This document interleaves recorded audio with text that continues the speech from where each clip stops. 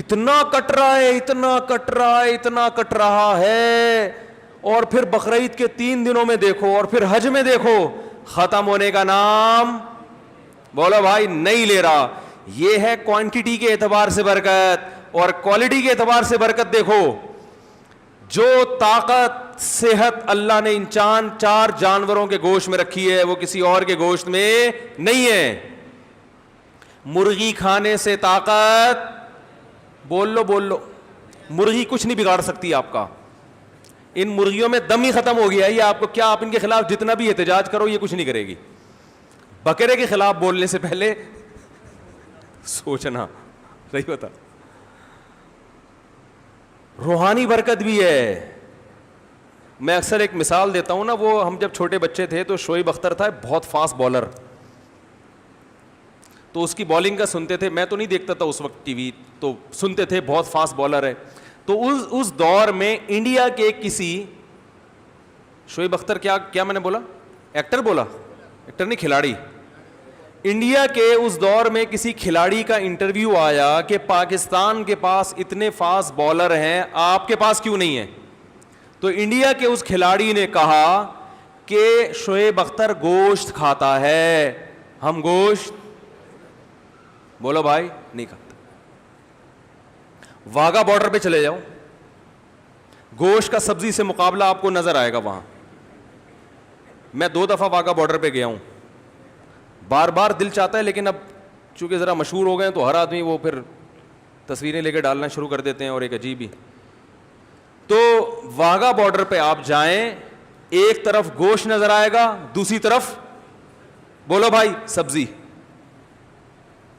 آوازوں میں دم دیکھو، ایک کی دھاڑ جیسے شیر دھاڑ رہا ہے، قد ہے بھائی جیسے بیل. تو یہ برکت کس کی ہے؟ گوشت کا مقابلہ سبزی سے دیکھنا، سبزی سے کرنا ہے تو ابھے نندن کی چائے دیکھ لو. ایک سبزی کھا کر اڑا تھا ہے بھائی ہوا میں، اور ایک بولتے کیوں نہیں یار، اس میں تو کوئی کچھ نہیں، کوئی پابندی نہیں ہے یار، آپ تو گوشت کھاتے ہو نا. ایک نے سبزی کھائے تھے ٹماٹر، جس پہ پھر ہم پہ پابندی لگائے گی کہ ٹماٹر پہ پابندی لگا رہے ہیں ہم. لگا دو پابندی، گائے پہ پابندی نہ لگانا. انڈیا نے دھمکی دی تھی نا ہم تمہارے ٹماٹر بند کر دیں گے، تو ہمارے یہاں تو ٹومیٹو کیچپ میں ٹماٹر نہیں ڈلتا.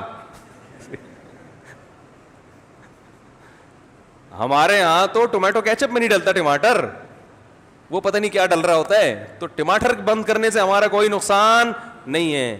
انڈیا سے جو گائے آ رہی ہیں اور وہ بیل آ رہے ہیں نا، جو ہندو نہیں کھاتے، یہ آپ بہت اچھا کرتے ہو، بہت اچھا. آپ گائے کو اپنی ماں سمجھو، گائے کی سیوا کرو، سجدہ کرو گائے کے سامنے، ہمیں کوئی اعتراض نہیں ہے، کیونکہ آپ کھاؤ گے تو ہمارے لیے کھانا مہنگا ہو جائے گا تھوڑا سا. تو اگر آپ یہ دھمکی دیتے کہ ہم پاکستان کو قربانی کی گائے بند کر دیں گے تو ہم پریشان ہوتے. بھائی ہمیں تو واگا بارڈر پہ آپ کے خلاف جو نعرے لگانے پڑتے ہیں وہ گائے کا گوشت کھائے بغیر ممکن نہیں ہے. ہمیں جو اڑتے ہوئے جہازوں کو کنٹرول کر کے زمین پہ لا کے پائلٹ کو چائے پلا کے واپس بھیجنے کا عمل ہے، یہ گائے کا گوشت کھائے بغیر ممکن نہیں ہے. گائے بند نہ کرو ہماری. اب مجھے ڈر ہے کہ وہ بھی گائے کھانا نہ شروع کر دیں یہ بیان سن کے، لیکن ان کو ٹائم لگے گا.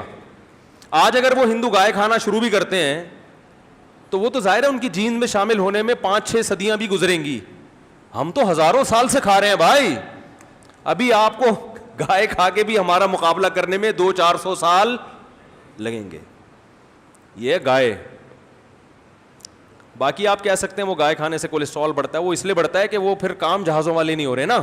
سارے تھوڑی ابے نندن کے مقابلے میں ہوا میں یا واگا بارڈر پہ پریڈ کر رہے ہیں. زیادہ تر تو گائے کھا رہے ہیں اور کمپیوٹر کے آگے بیٹھ کے بس یہ انگلیوں کی جو مسل ہے نا ان کی ایکسرسائز ہو رہی ہے.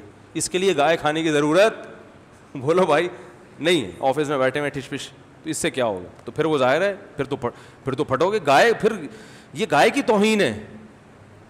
یہ جو گائے کا گوشت کھانے سے کولیسٹرول بڑھتا ہے یہ گائے کے گوشت کی توہین کی وجہ سے بڑھتا ہے. کیا آپ نے بڑا گوشت کھایا، کام بڑے نہیں، کام چھوٹے چھوٹے، مرغیوں فارمی مرغی جیسے کام کر رہے ہیں آپ، اس لیے کولیسٹرول بڑھتا ہے، ہارٹ اٹیک ہوتا ہے. بڑا گوشت وہ کھائے جو کام کیا کرے, بڑے کرے, جو فضاؤں میں جہازوں پہ قبضہ کرے, پائلٹوں کو آسمانوں سے نیچے اتارے, اور پی آئی اے کے جہاز لے جا کے,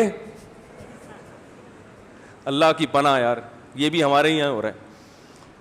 اس میں گائے کا قصور نہیں ہے, یہ پی آئی اے والوں کا ذاتی قصور ہے. بہرحال کیا بات چل رہی تھی, کہاں سے کہاں نکل گئی.